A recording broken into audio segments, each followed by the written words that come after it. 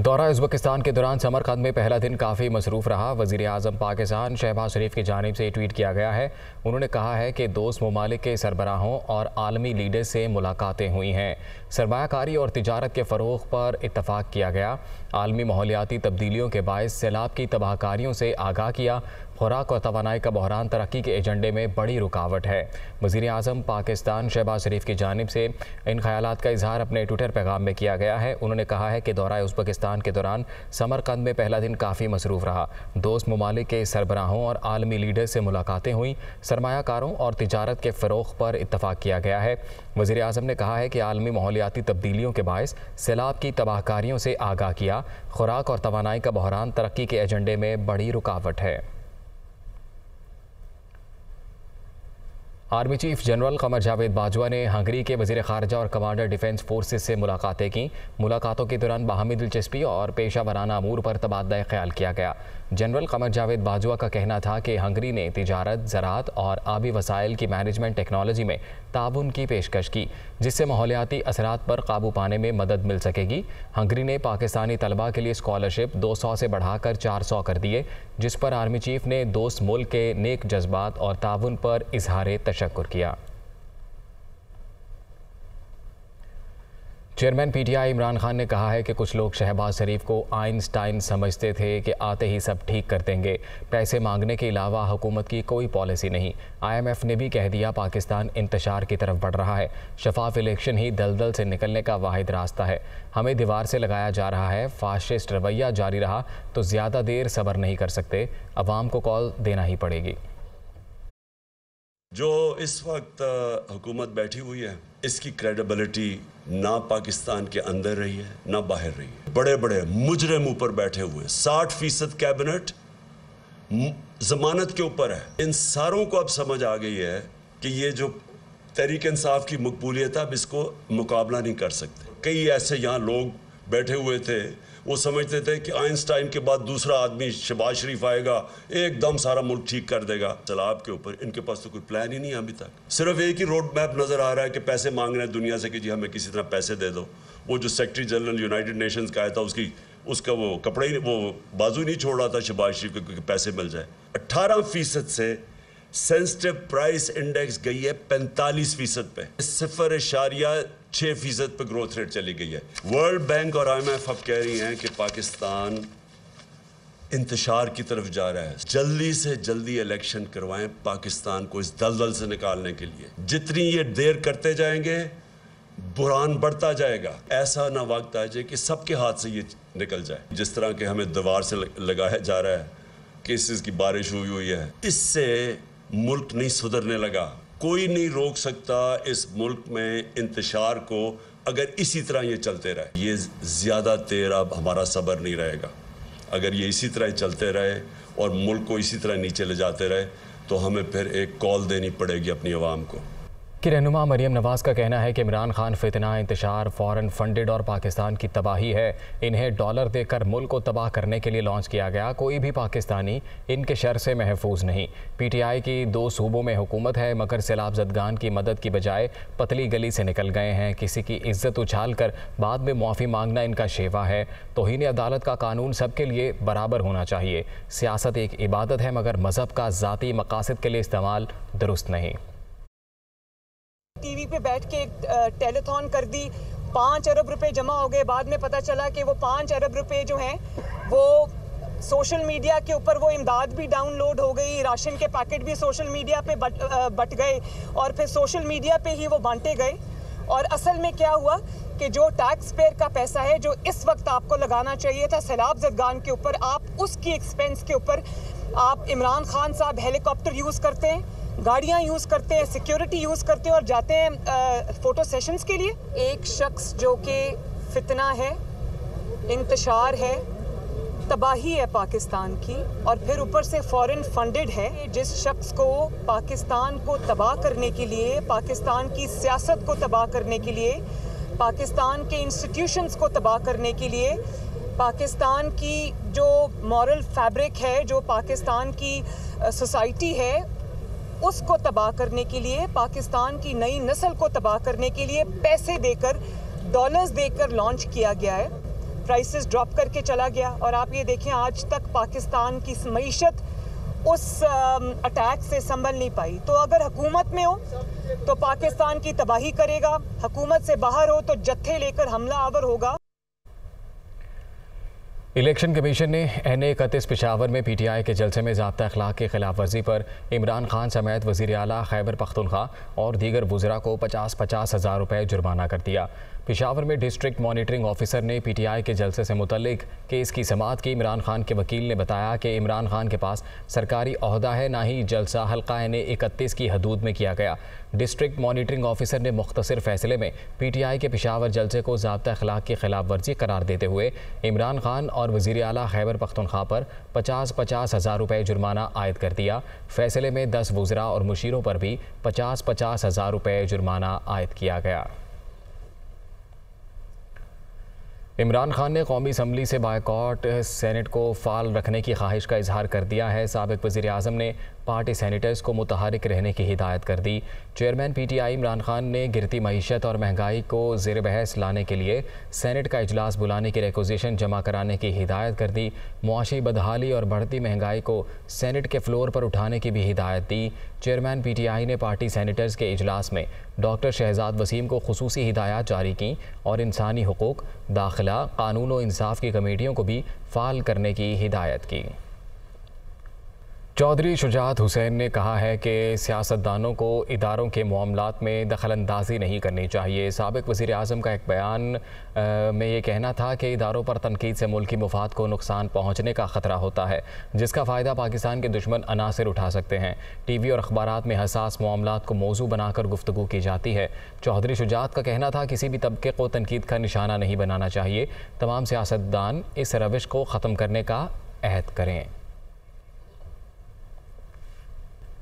मुत्तहिदा पाकिस्तान के convener doctor Khalid मकबूल सिद्दीकी का कहना है कि ज़ुबानी जमा खर्च का वक्त चला गया, अब अमली इक़दाम करेंगे।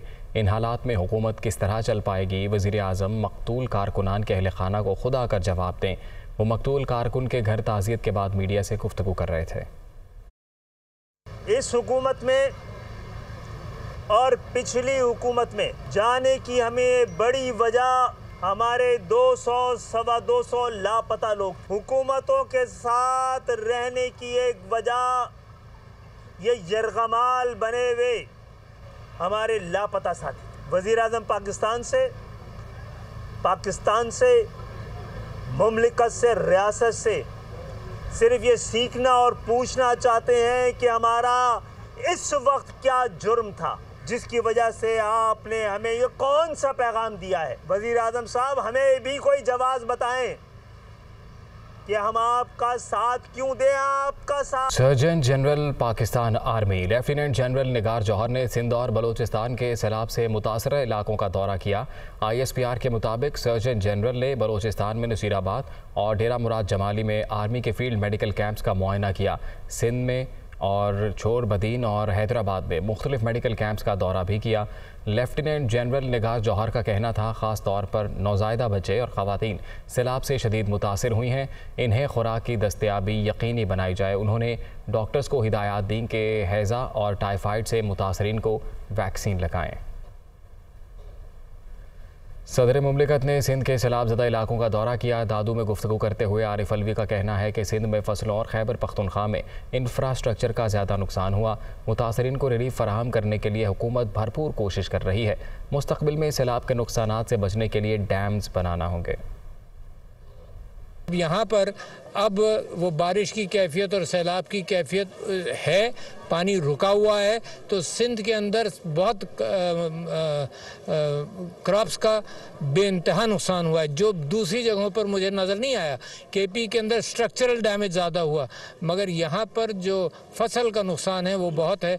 असल में जो चीज़ मैं यहाँ आकर पूछ रहा था और कमिश्नर साहब से ये इत्तला ले रहा था वो ये कि मुस्तकबिल में क्या किया जाए। तो कुछ डैम्स की तजवीज़ हैं जिसको मुकम्मल किया जाए, ड्रेनेज सही तरह से किया जाए ताकि अगर आइंदा ये सैलाब की कैफियत हो जो मेरा ख्याल ये है कि लोग ये कहते हैं कि शायद सिंध में इससे ज़्यादा बड़ा सैलाब उनकी याददाश्त के अंदर नहीं है। तो बहुत बड़ा सैलाब और बहुत बड़ा नुकसान, और पाकिस्तान की मईशत को इससे जो नुकसान होगा वो आप जानते हैं वो भी कितना होगा। मगर फ़िलहाल हमें फ़िक्र उन गरीब किसानों की है, उन गरीब लोगों की है जो अपनी ज़मीनों पर काम करते थे जहाँ टोटल लॉस हुआ।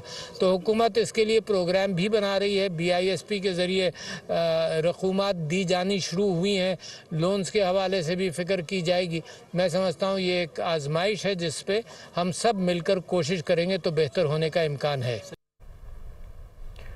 वज़ीर आला सिंध सैयद मुराद अली शाह ने ठठा का अचानक दौरा किया, मुतासरीन के मसाइल सुने और मौके पर अहकाम जारी किए। अफसरों की दौड़ें लगी रहीं। वज़ीर आला ने शेड्यूल के मुताबिक डिप्टी कमिश्नर ऑफिस ठठा में ब्रीफिंग के बाद टेंट सिटी का दौरा करना था, मगर वो अचानक तहसील गोड़ाबारी के इमदादी कैंप में पहुंच गए। उन्होंने लोगों से मालूमात हासिल की और डिप्टी कमिश्नर ठठा को ज़रूरी हिदायत जारी की। उन्होंने गेल मोरी के हेल्थ यूनिट का दौरा किया, जहां अमले से बीमारियों और इलाज मुआलजे की तफसील पूछी। वज़ीर आला गेल मोरी के बंद पर पनाह लेने वाले मुतासरीन से भी मिले। मुराद अली शाह ने कहा कि सैलाब से सिंध के 24 अजला मुतासर हुए हैं, जहाँ इमदादी सरगर्मियाँ जारी हैं।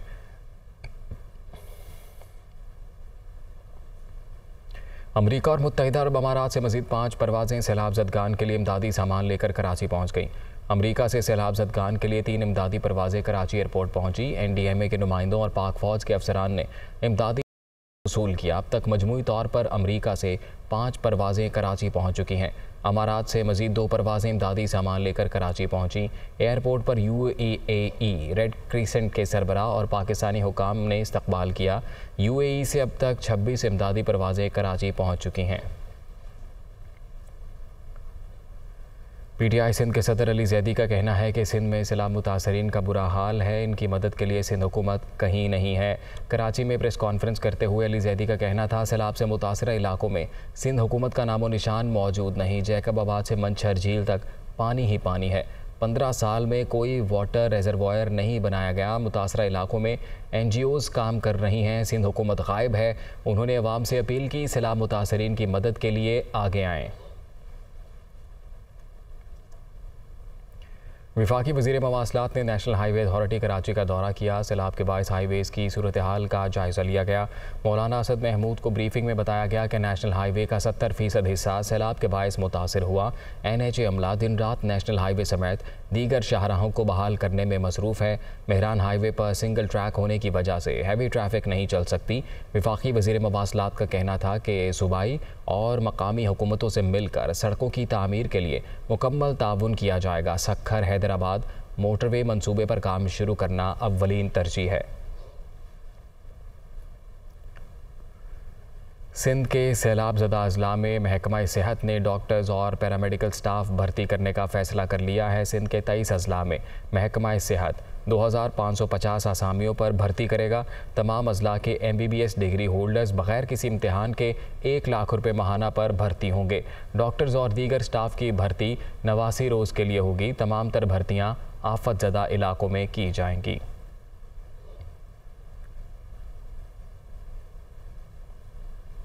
महकमा सेहत सिंध की जानिब से हॉक्स बे रोड पर गोदाम में छापा मारा गया। 4.5 करोड़ पैनाडोल की गोलियां बरामद कर ली गईं। हुकाम का कहना है कि बरामदशुदा पैनाडोल अद्वियात की कीमत 25 करोड़ रुपए से ज़ायद है। सूबाई ड्रग इंस्पेक्टर दिलावर जसकानी के मुताबिक पैनाडोल की गोलियां कंपनी ने खुद ही ज़ख़ीरा कर रखी थी ताकि क़िल्लत के दौरान महंगे दामों फ़रोख्त की जा सकें। बरामदशुदा अद्वियात ज़ब्त करके कानूनी कार्रवाई शुरू कर दी गई है।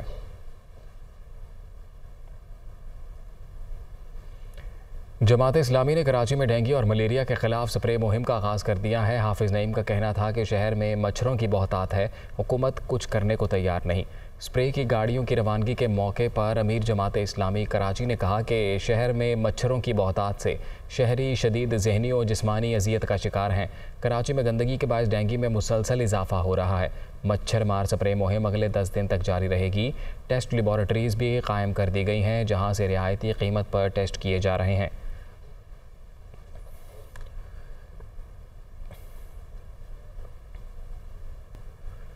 वज़ारत रेलवे ने अवाम की सहूलत के पेश नज़र लाहौर और रावलपिंडी के दरमियान चलाई जाने वाली 2 नई रेल कारों का टाइम शेड्यूल जारी कर दिया। वजारत रेलवे के मुताबिक पहली रेल कार 16 सितंबर से लाहौर से रात 7:30 पर रवाना होकर गुजरात चकलाला स्टॉप करती हुई रात 11:55 पर रावलपिंडी पहुंचेगी। इसी तरह रावलपिंडी से रेल कार रात 7:30 पर रवाना होकर रात 11:55 लाहौर पहुंचेगी। दूसरी रेल कार हफ्ते के रोज़ लाहौर से सुबह 5 बजे रवाना होकर गुजरावाला जहलम चकलाला स्टॉप करती हुई सुबह 9:40 पर रावलपिंडी पहुंचेगी। 19 सितंबर को रावलपिंडी से रेल कार सुबह 5 बजे रवाना होकर इसी रूट से होती हुई सुबह 9:40 पर लाहौर पहुंचेगी।